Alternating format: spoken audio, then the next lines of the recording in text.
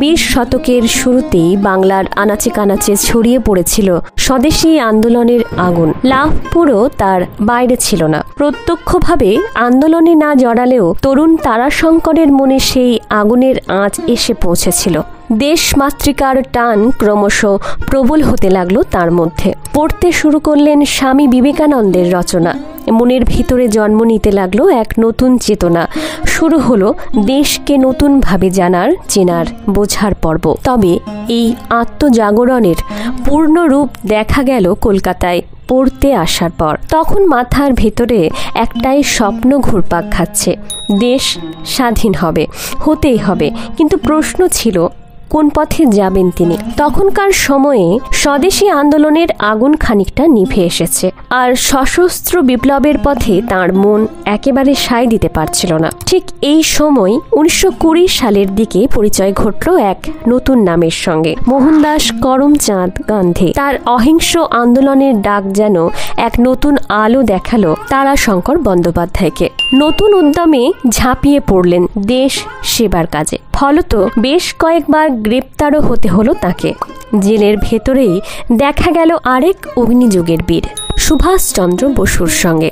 কথাবার্তায়, আদর্শে, ভাবনার আদান প্রদানে গড়ে উঠল গভীর ঘনিষ্ঠতা। এই সময়েই কল্লোল ও কালি কলমের মতো পত্রিকায় প্রকাশিত হতে শুরু করেছে তার সাহিত্য চর্চার প্রাথমিক পদক্ষেপ। একই সঙ্গে গ্রামের পর গ্রামে ঘুরে চলেছে তার সমাজ সেবার কাজ।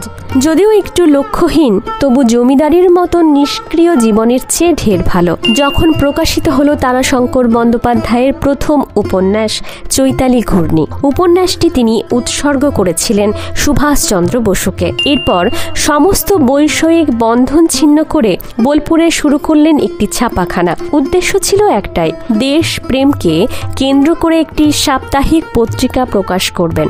কিন্তু ঘরে তখন অভাব, আর একটি পত্রিকা চালানো মানে বিপুল খরচ। শেষমেশ ভরসা রাখলেন স্ত্রীর ওপর। তাঁর অলংকার বিক্রির টাকাতেই শুরু হলো প্রেসের কাজ। কিন্তু দুর্ভাগ্যবশত বেশি দিন চলল না সেই পত্রিকা। এক মিথ্যে মামলায় ফেঁসে গিয়ে গুনতে হলো মোটা জরিমানা। তবে কি মাথা নত করলেন ইংরেজ সরকারের অন্যায়ের সামনে? না, বরং এই কঠিন সময়েও আশ্রয় নিলেন সেই পুরনো আস্থার জায়গায়, সুভাষচন্দ্র বসুর কাছে। সোজা সাপটা প্রশ্ন করলেন, কি করবেন এখন? স্পষ্ট জবাব এলো নেতাজির মুখ থেকে, না, বন্ধ করে দিন, বন্ড দেবেন না, জামিনও দেবেন না। ঠিক এটাই তিনি শুনতে চেয়েছিলেন। আর্থিক ক্ষতির ধাক্কা ছিল, কিন্তু তাতে সামান্যতম চির ধরেনি তাঁর আত্মসম্মানে।